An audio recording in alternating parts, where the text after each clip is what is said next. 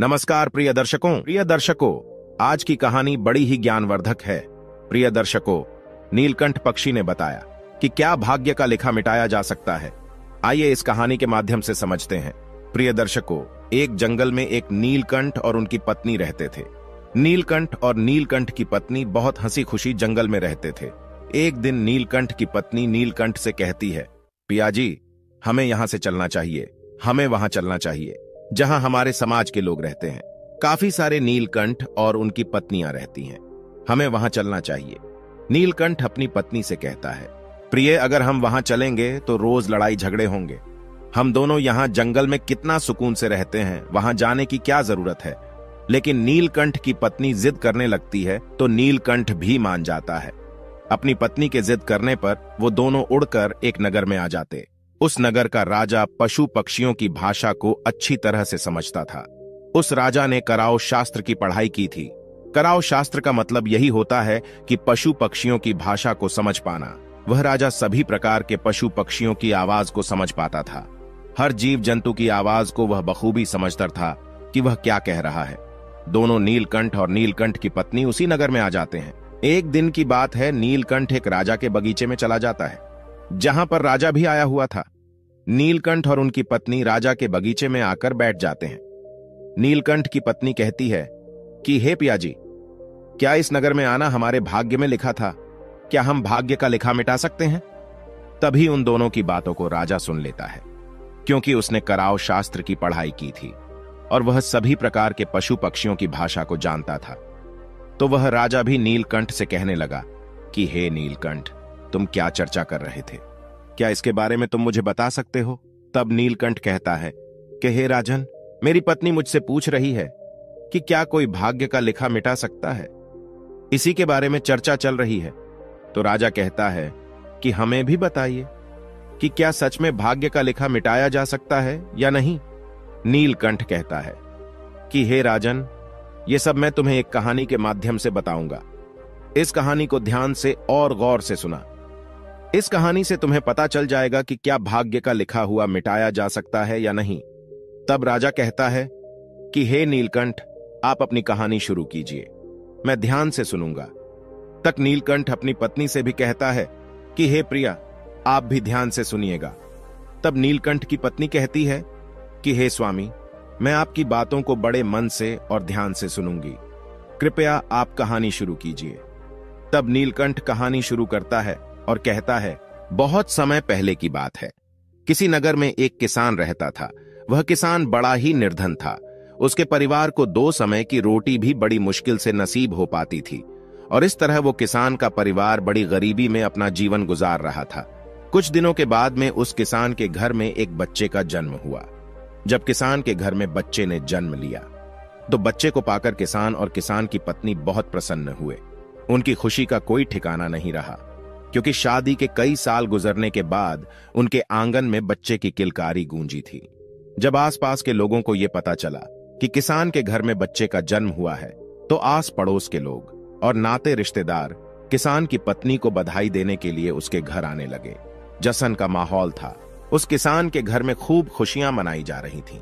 तभी उस किसान के घर पर एक बड़े ही सिद्ध महात्मा भिक्षा मांगने के लिए आते हैं और द्वार पर खड़े होकर भिक्षा के लिए आवाज लगाने लगते हैं।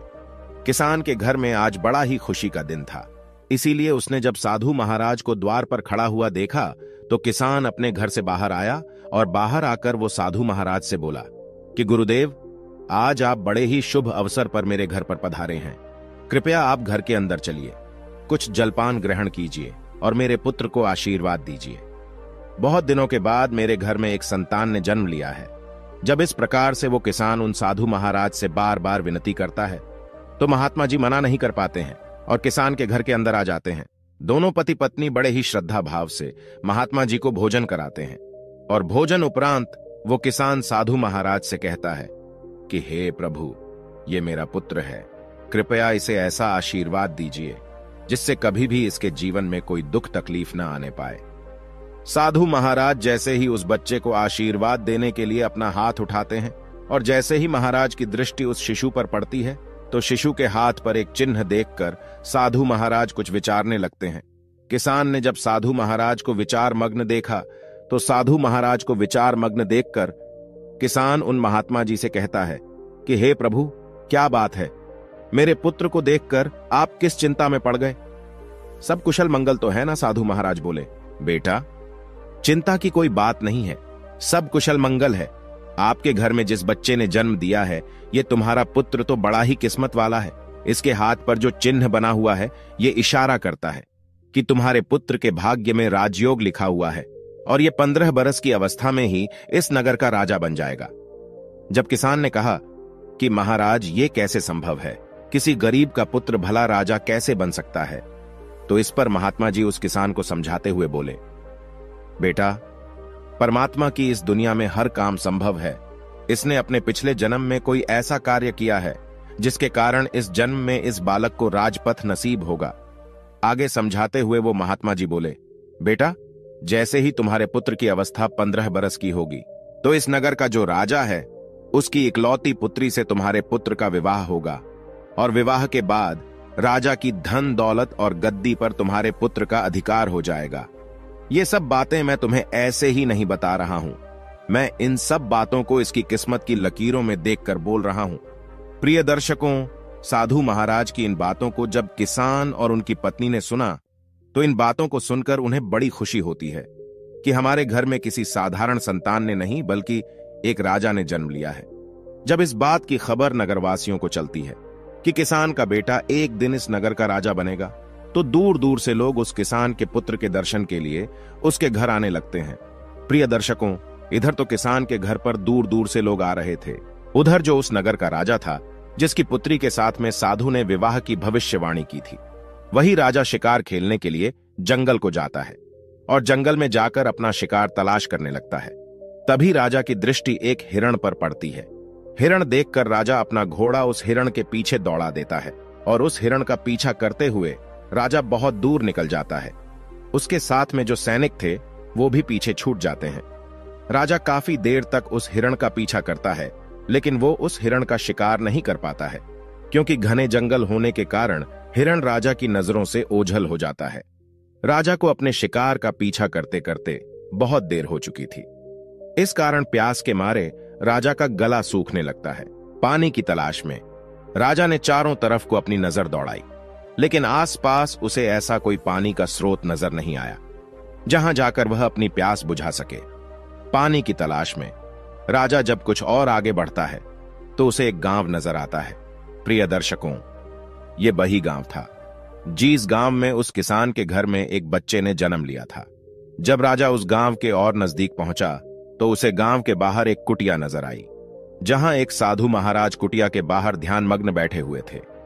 राजा महात्मा जी के पास में पहुंचा, महात्मा जी को प्रणाम किया और प्रणाम करके राजा बोला कि प्रभु, मुझे बहुत जोरों की प्यास लगी है, यदि कुछ जल मिल जाए तो आपकी बड़ी मेहरबानी होगी। साधु बोले, राजन, आप थोड़ा इंतजार करिए, मैं अभी आपके लिए पानी लेकर आता हूं। और इतना कहकर महात्मा जी कुटिया के अंदर चले गए। जब महात्मा जी कुटिया से बाहर आए, तो उनके हाथ में एक जल से भरा हुआ लोटा था। साधु महाराज ने जल से भरा हुआ लोटा राजा को पकड़ाया। राजा ने पानी पीकर अपनी प्यास बुझाई। प्रिय दर्शकों, पानी पीकर राजा जैसे ही चलने को हुआ, तो उसकी दृष्टि उन लोगों पर पड़ गई जो इकट्ठी होकर किसान के घर उसके पुत्र का दर्शन करने के लिए जा रहे थे। जब राजा ने बहुत से लोगों को जाते हुए देखा, तो ये देखकर उसने उन महात्मा जी से पूछा कि प्रभु, ये इतने सारे लोग इकट्ठे होकर कहां जा रहे हैं? राजा के पूछने पर साधु ने बताया कि राजन, ये सब लोग इकट्ठे होकर उस किसान के घर को जा रहे हैं, जहां कुछ समय पहले एक बच्चे ने जन्म लिया है। जब राजा ने पूछा कि महात्मा जी, उस बच्चे में ऐसी क्या खूबी है जो सभी लोग उस बच्चे के दर्शन को आ रहे हैं, तो इस पर वो महात्मा जी बोले, राजन, उस बच्चे के हाथ पर एक ऐसा नीला निशान बना हुआ है जिसका होना इस बात का संकेत है कि वो इस राज्य का राजा बनेगा।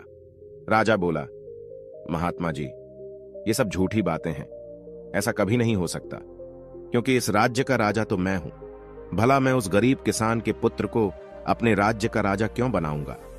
साधु बोला, राजन, कोई इंसान ना तो किसी को राजा बना सकता है और ना ही गरीब बना सकता है। बनाने वाला और बिगाड़ने वाला तो कोई और ही होता है।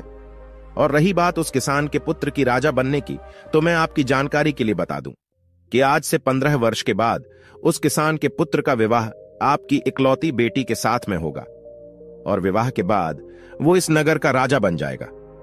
राजा ने कहा, महात्मा जी, कौन सी बेटी किसकी बेटी? मेरे तो कोई औलाद ही नहीं है, फिर आपकी भविष्यवाणी कैसे सच साबित हो सकती है?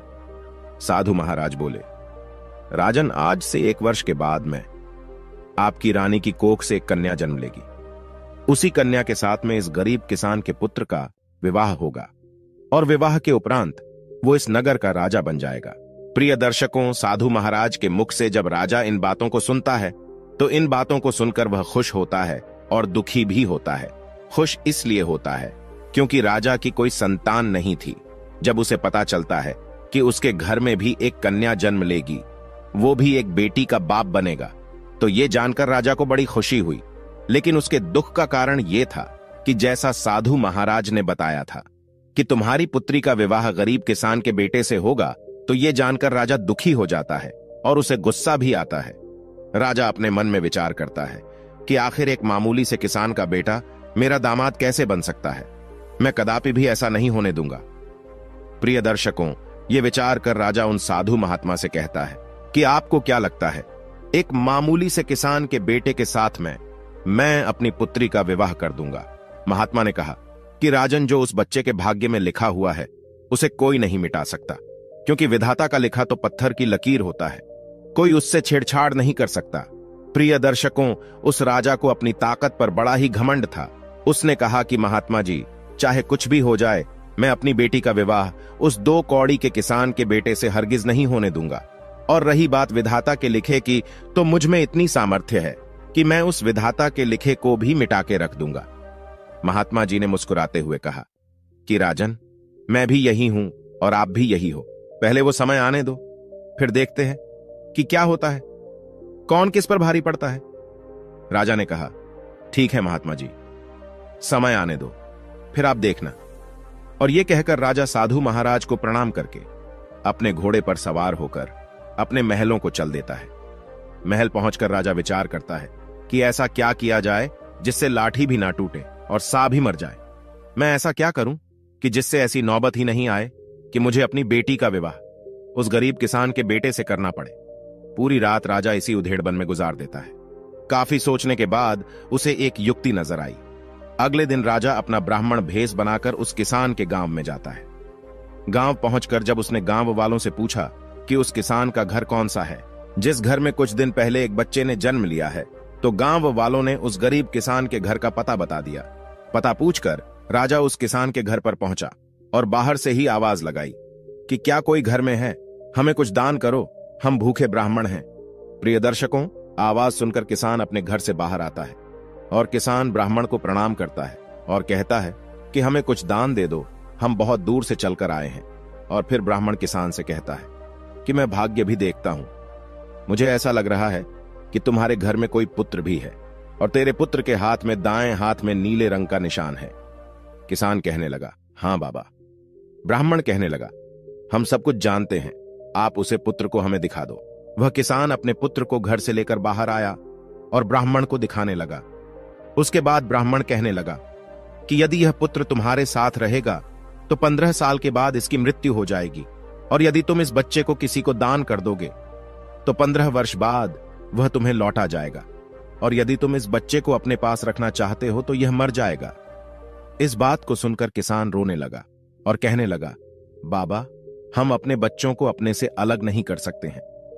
ब्राह्मण कहने लगा, यदि तुम किसी और को नहीं देना चाहते तो मुझे इसे दे दो, 15 वर्ष के बाद ये मैं तुम्हें लौटा दूंगा। राजा समझाते हुए बोला, भाई देखो, मैं आपका बच्चा आपसे हमेशा के लिए थोड़े ही मांग रहा हूं। मैं तो तब तक के लिए मांग रहा हूं जब तक वो 15 वर्ष का ना हो जाए। जब उसको 15 वर्ष पूरा हो जाए, जब उसकी विवाह योग्य उम्र हो जाए, तो मैं तुमको तुम्हारा बच्चा वापस लौटा दूंगा। फिर आप अपने पुत्र के साथ में सुखपूर्वक रहना। प्रिय दर्शकों, सीधा सादा किसान जब भेष बदले हुए राजा की इन बातों को सुनता है तो उसे राजा की बातों में सच्चाई नजर आती है और वह किसान बच्चा देने के लिए हां कर देता है। उस बेचारे को नहीं पता था कि यह ब्राह्मण के भेष में इस नगर का राजा है और उसकी इन बातों के पीछे कुछ और ही मंशा छुपी हुई है।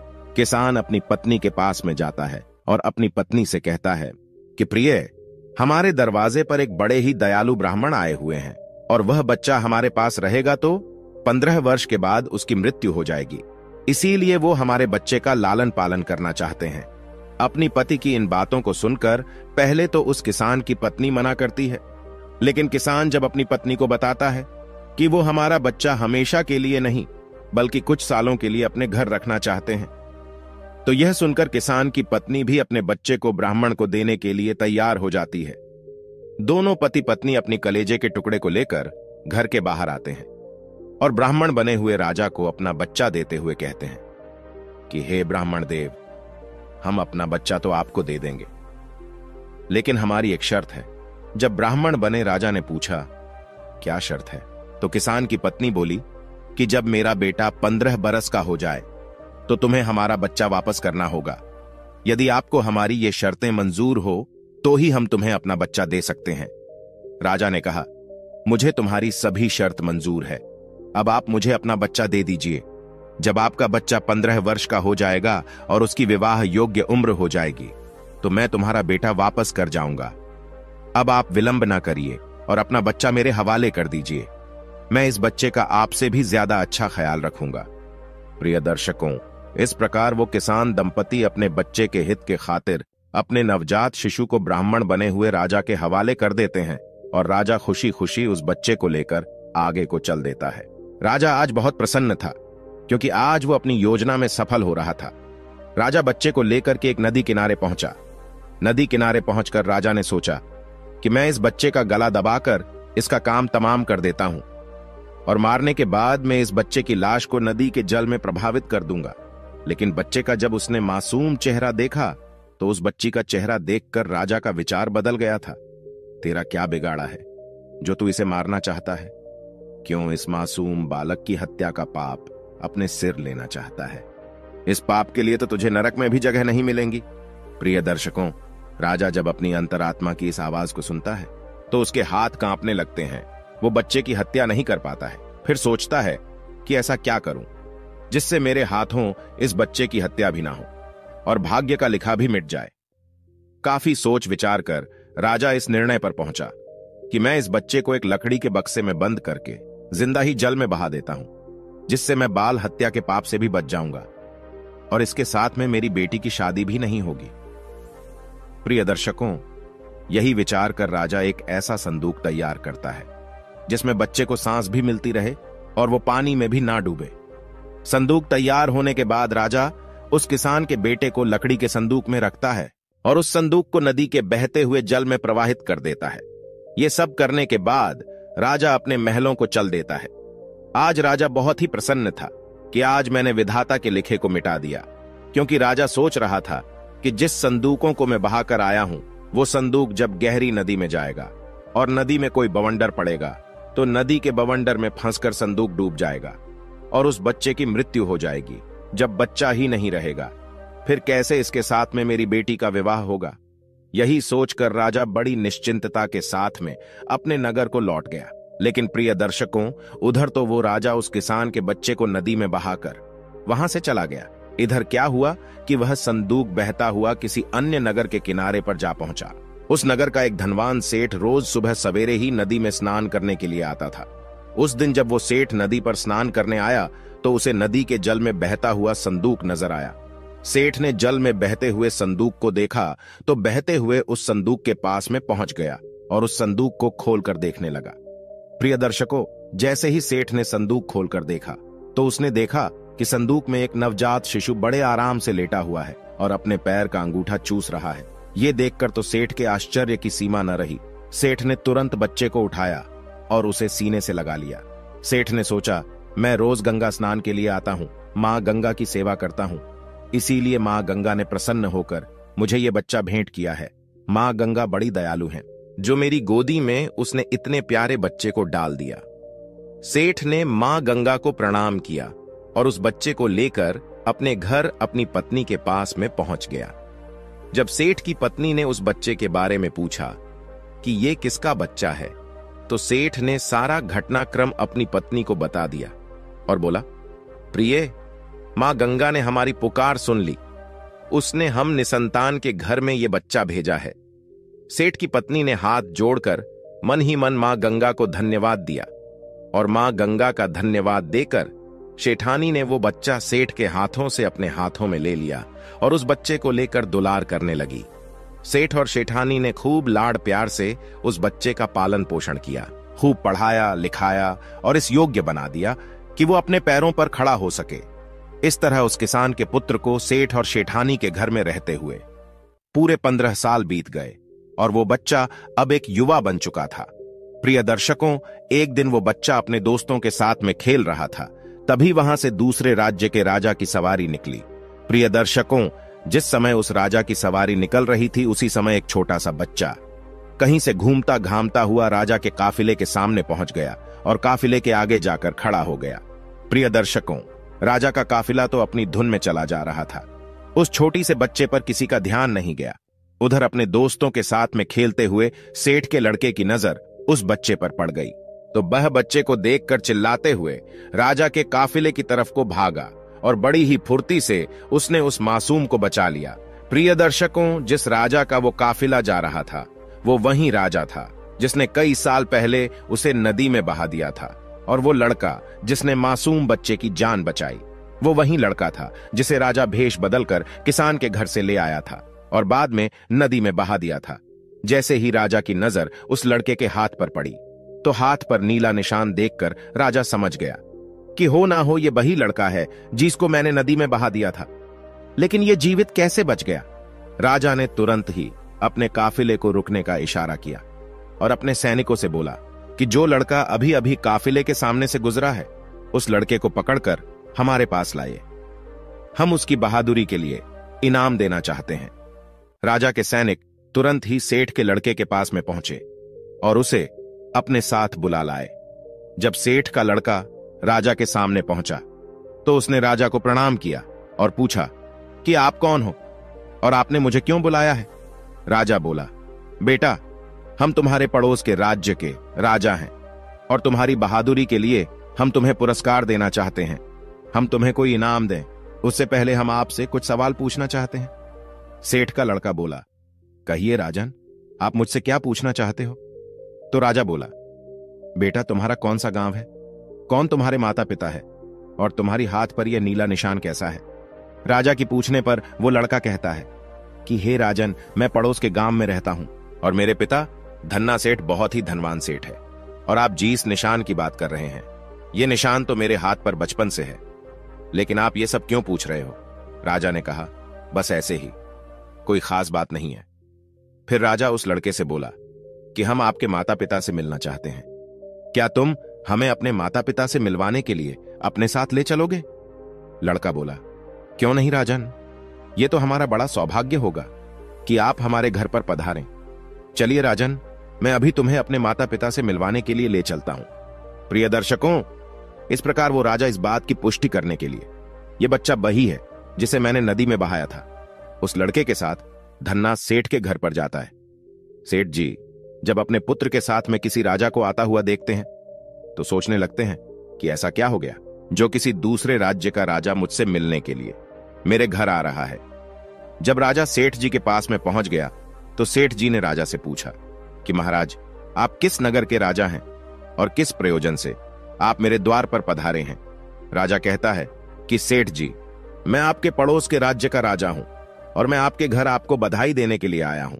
जब सेठ ने पूछा किस बात की बधाई, तो राजा बोला, सेठ जी, आपका बेटा बड़ा ही बहादुर है, आज इसने अपनी बहादुरी से एक मासूम बच्चे की जान बचाई है।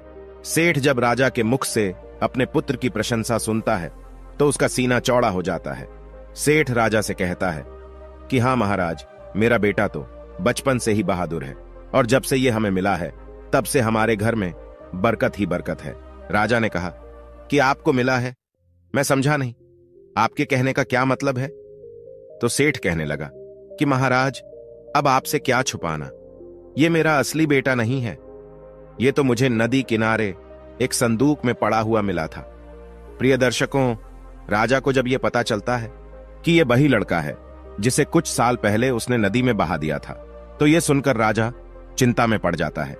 कुछ देर सोचने के बाद राजा उस सेठ से कहता है, सेठ जी, मैं आपके पुत्र की बहादुरी का कायल हूं और मुझे अपनी बेटी की सुरक्षा के लिए ऐसे ही बहादुर लड़कों की आवश्यकता है। यदि आप आज्ञा दें तो मैं आपके लड़के को अपनी यहां नौकरी पर रखना चाहता हूं। सेठ ने कहा, राजन, ये तो बड़ी ही अच्छी बात है कि मेरा बेटा आप जैसे राजा की यहां नौकरी करेगा। मैं इसके लिए सहमत हूं। प्रिय दर्शकों, सेठ की सहमति मिलने के बाद वो राजा एक चिट्ठी लिखता है। चिट्ठी लिखने के बाद वो राजा उस चिट्ठी को एक लिफाफे में बंद करता है, उस पर अपनी मोहर लगाता है और अपने हस्ताक्षर करता है।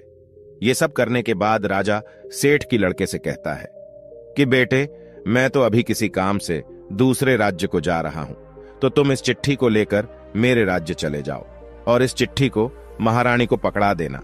चिट्ठी पढ़ते ही महारानी तुम्हें नौकरी दे देगी। प्रिय दर्शकों, इधर तो राजा अपने कांपले को अपने साथ में लेकर आगे बढ़ जाता है, उधर कुछ सेठ का लड़का राजा के नगर को चल देता है। चलते चलते सेठ का लड़का एक घने जंगल में पहुंचा। जंगल में पहुंचकर वो लड़का मार्ग भटक गया और मार्ग भटककर वो दूसरी दिशा में बढ़ गया। प्रिय दर्शकों, जिस मार्ग पर वो आगे बढ़ रहा था वो रास्ता डाकुओं के अड्डे पर जाता था और इस प्रकार वो चलते चलते डाकुओं के अड्डे पर पहुंच गया। वहां पहुंचकर उसकी नजर एक झोपड़ी के ऊपर पड़ी। झोपड़ी को देखकर सेठ के लड़के ने अपने मन में विचार किया कि क्यों ना आज की रात इस झोपड़ी में ही ठहर कर बिताई जाए। प्रिय दर्शकों, ये विचार कर सेठ की लड़के ने झोपड़ी की तरफ अपने कदम बढ़ा दिए। जैसे ही वो लड़का उस झोपड़ी के अंदर पहुंचा और जैसे ही उसने झोपड़ी के अंदर को झांका तो अंदर का नजारा देखकर वो हैरान रह गया, क्योंकि जो झोपड़ी बाहर से टूटी फूटी नजर आ रही थी, उस झोपड़ी के अंदर नीचे जाने के लिए सीढ़ियां बनी हुई थीं और उन सीढ़ियों का दूसरा सिरा एक आलीशान महल तक जाता था। प्रिय दर्शकों, जैसे ही लड़का सीढ़ियां उतरकर नीचे महल में पहुंचा तो उसने देखा कि एक बूढ़ी महिला खाना बना रही है। जब उस बुढ़िया की नजर उस लड़के पर पड़ी तो लड़के को देखकर वो बुढ़िया बोली, बेटा तुम कौन हो, कहां से आए हो और बिना इजाजत तुम अंदर कैसे प्रवेश कर गए? सेठ के लड़के ने सारा घटनाक्रम उस बुढ़िया को बताया और कहा कि मैया, मैं रास्ता भटक कर आपके पास आ गया हूं। यदि आप मुझे एक रात ठहरने की इजाजत दे दें तो आपकी बड़ी मेहरबानी होगी और मैं वचन देता हूं कि प्रातः होते ही मैं यहां से चला जाऊंगा। सेठ के लड़के की इन बातों को सुनकर वो बूढ़िया बोली, बेटा तुम्हारे यहां रुकने में मुझे तो कोई आपत्ति नहीं है, लेकिन तुम नहीं जानते हो जिस जगह पर तुम अभी खड़े हो ये जगह डाकुओं का अड्डा है। यदि उन्हें पता चल गया कि कोई अनजान व्यक्ति हमारे अड्डे पर आया है तो वो तुम्हें जिंदा नहीं छोड़ेंगे। सेठ का लड़का बोला, मैया रात बहुत हो गई है और आगे जंगल का रास्ता है। इतनी रात में मैं कहां जाऊंगा, कहां रहूंगा? मुझे तो रास्ते का भी ज्ञान नहीं है। मैं रास्ता भटक चुका हूं। अगर बाहर गया तो जंगली जानवर मुझे मारकर अपने मुंह का निवाला बना लेंगे। अब ऐसी स्थिति में मैया आप ही मुझे कोई रास्ता दिखाइए जिससे मेरे प्राण बच जाए। प्रिय दर्शकों, सेठ के लड़के की इन बातों को सुनकर उस बुढ़िया को उस लड़के पर दया आ गई। उसने रात गुजारने की इजाजत दे दी। कुछ समय के बाद डाकू अपने अड्डे पर वापस आते हैं। जैसे ही उनकी नजर घर के कोने में सोए हुए सेठ के उस लड़के पर पड़ती है तो वे उस बुढ़िया से पूछते हैं कि अम्मा जी, ये लड़का कौन है और ये हमारे अड्डे पर क्या कर रहा है? डाकुओं के पूछने पर वो बुढ़िया कहती है, बेटा ये बहुत ही नेक दिल बच्चा है और ये नौकरी की तलाश में राजा का पैगाम लेकर राजमहल को जा रहा है। इससे तुम्हें कैसा भी खतरा नहीं है। बेचारा मार्ग भटक गया है और यहां आ पहुंचा। डाकू बोले, मैया तू भी कितनी भोली है, किसी को भी पनाह दे देती है। किसी ने यदि हमारे बारे में दुष्ट राजा को बता दिया तो राजा हमारा जीना दुष्भर कर देगा। तभी दूसरा डाकू बोला, रुको मैं अभी इस लड़के की तलाशी लेता हूं, कहीं ये राजा का गुप्तचर तो नहीं है। और ऐसा कहकर वो सोते हुए सेठ के लड़के की तलाशी लेने लगता है। जब डाकू सेठ के लड़के की तलाशी लेता है तो उसे सेठ के लड़के की जेब से राजा का लिखा हुआ पैगाम मिलता है, जिस पर राज्य की मोहर और राजा के हस्ताक्षर किए हुए थे। बड़ी सावधानी के साथ वो डाकू उस चिट्ठी को खोलता है और चिट्ठी में रखी हुई चिट्ठी को बाहर निकालकर पढ़ने लगता है। चिट्ठी पढ़कर डाकू कहता है, छी छी, हमारे राज्य का राजा कितना घटिया राजा है। जब बुढ़िया पूछती है कि बेटा ऐसा इस चिट्ठी में क्या लिखा हुआ है जिसे पढ़कर तुम अपने ही नगर के राजा को घटिया राजा बोल रहे हो, तो बूढ़ी औरत के पूछने पर डाकू उस महिला से कहता है कि मैया चिट्ठी में लिखा है कि रानी, जैसे ही ये लड़का तुम्हारे पास में पहुंचे और जैसे ही तुम इस चिट्ठी को पढ़ो तो चिट्ठी पढ़ने के साथ ही इस लड़के को मार कर कहीं दूर फेंकवा देना, और ये काम मेरे आने से पहले हो जाना चाहिए। मैं इसे क्यों मरवाना चाहता हूं और मैंने क्यों नहीं मारा, इन सवालों का जवाब मैं नगर आकर तुम्हें दे दूंगा। प्रिय दर्शकों, डाकू के मुख से चिट्ठी में लिखी हुई बातों को जब बुढ़िया ने सुनी तो बुढ़िया कहने लगी कि बड़ा ही दुष्ट राजा है, जिसके हाथों से चिट्ठी भिजवा रहा है उसी को मरवाने का आदेश भी दे रहा है। प्रिय दर्शकों, यह सुनकर उस बुढ़िया ने अपने मन में विचार किया कि मुझे इस मासूम को किसी भी तरह कोई भी उपाय करके बचाना चाहिए। उसने डाकुओं से कहा कि तुम इस चिट्ठी को बदल दो, इस चिट्ठी के स्थान पर एक दूसरी चिट्ठी तैयार करो और उसमें लिखो कि रानी, मैं जिस लड़की को तुम्हारे पास भेज रहा हूं ये बड़ा ही नेक लड़का है और मैंने ये लड़का अपनी पुत्री के विवाह के लिए चुना है। इसीलिए रानी, जैसे ही ये लड़का तुम्हारे पास में मेरा पैगाम लेकर पहुंचे तो तुम राजकुमारी का विवाह इस लड़के से कर देना, और ध्यान रखना ये काम मेरे नगर वापसी से पहले हो जाना चाहिए। मुझे ये लड़का क्यों पसंद है, क्यों मैं अपनी बेटी का विवाह इस लड़के से करना चाहता हूं, इन सवालों के जवाब मैं तुम्हें नगर वापस आकर दूंगा। तुम्हारा प्रिय राजा। प्रिय दर्शकों, ये लिखकर डाकू ने उस चिट्ठी को चिट्ठी के अंदर में डाला और बड़ी सावधानी के साथ पुनः उस लड़के की जेब में रख दिया। इसके बाद डाकुओं ने खाना पीना खाया और चोरी करने के लिए अपने अड्डे से बाहर निकल गए।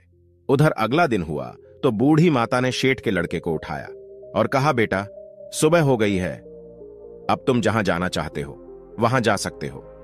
सेठ के लड़के ने उठकर बूढ़ी माता को प्रणाम किया, राजमहल का मार्ग पूछा और बूढ़ी माता से विदा लेकर अपनी मंजिल की तरफ को आगे बढ़ गया। कुछ समय पश्चात सेठ का लड़का रानी के सामने राजा के महलों में था।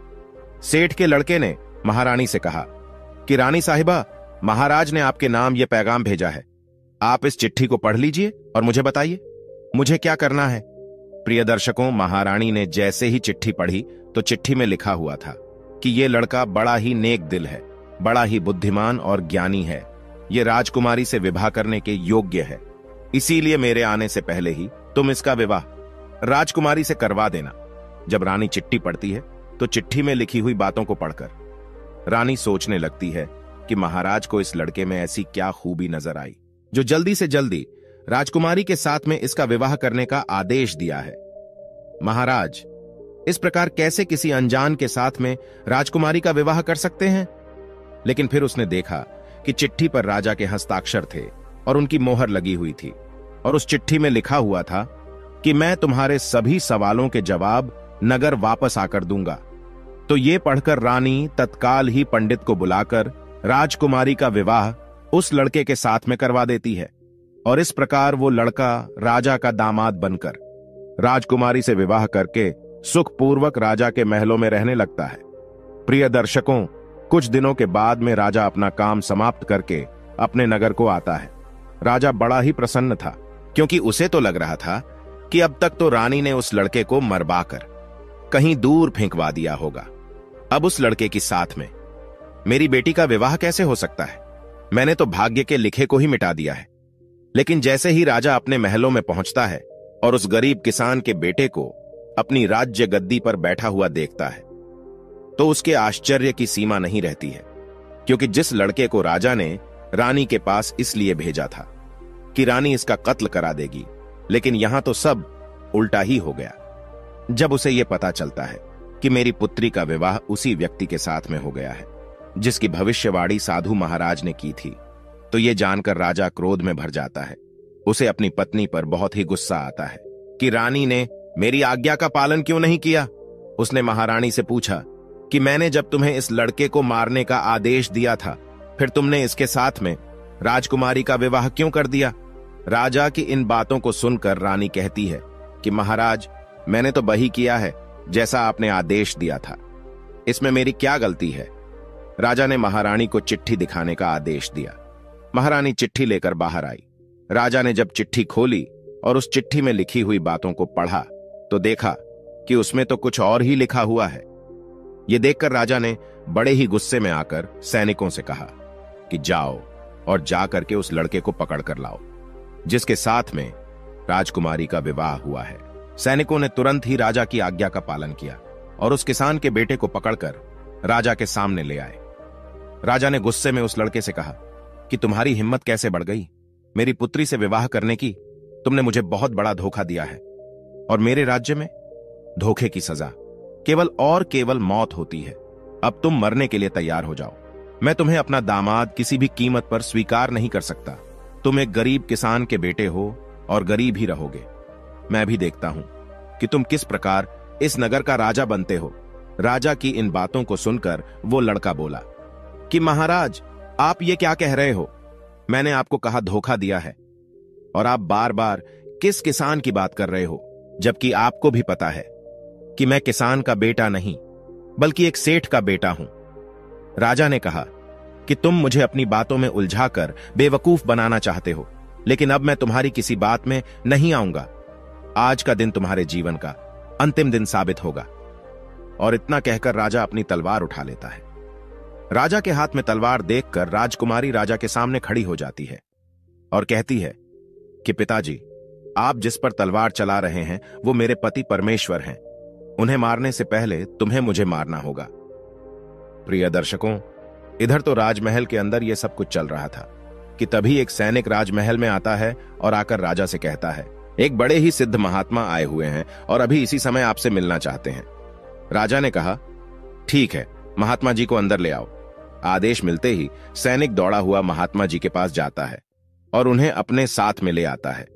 राजा ने उठकर महात्मा जी को प्रणाम किया और उनके आने का प्रयोजन पूछा। महात्मा ने कहा कि लगता है राजन, आपने मुझे पहचाना नहीं।